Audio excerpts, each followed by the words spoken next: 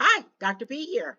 One of the questions or many questions I usually get on social media is how do I deal with those colleagues that comes off very rude or very straightforward?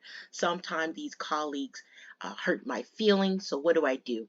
I will share with you a program that I use in a lot of my team building workshops with different organizations.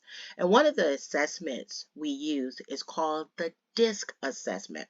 If you're not familiar with the DISC assessment, it is a behavioral assessment that we use. We all have different personality styles. We all have different ways that we behave. But here's the thing about behavior.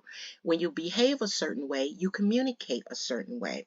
And so this is a tool or a software that a lot of my small teams are using to help collaborate and to connect with your colleagues in the workplace. So for example, I have a team member named Stephanie. And so your company will use this software, which is Catalyst of everything Disk. So let's say my colleague Stephanie, every time I work with a project with her, she comes off very rude, I feel. She's very short-tempered, impatient, and sometimes I feel she's belittling me. And so this is a great software that I can use behind the scene. So if Stephanie is my colleague or if I'm managing and I'm the supervisor of Stephanie, it gives you a lot of tips on how do you approach her for the next exercise. So let's look at, I have tension right now with Stephanie. So I'll go into the tab Managing Tension. And since we already took the assessment, she's in the database here. So now let's see how I should interact and manage tension with my colleague, Stephanie. It will share with you how your style is Stephanie's style. And it shows that Stephanie is a D style, where I am a SC style. So this is all fictitious names here, by the way.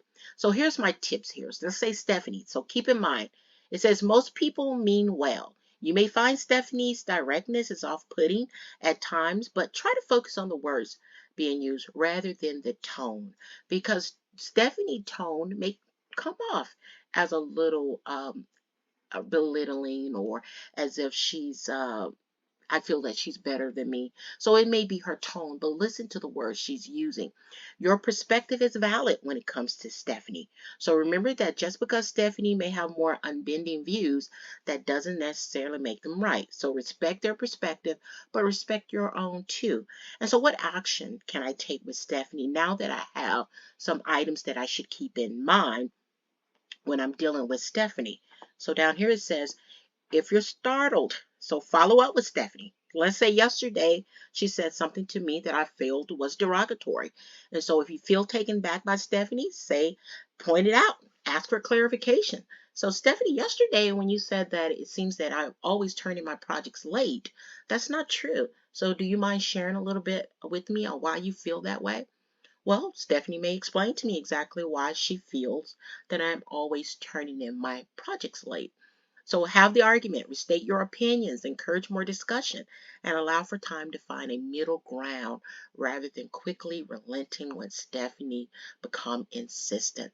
And so these are some tips that you can use if you're supervising or if you want to have more of a collaborative team members. So this is a great assessment that you use.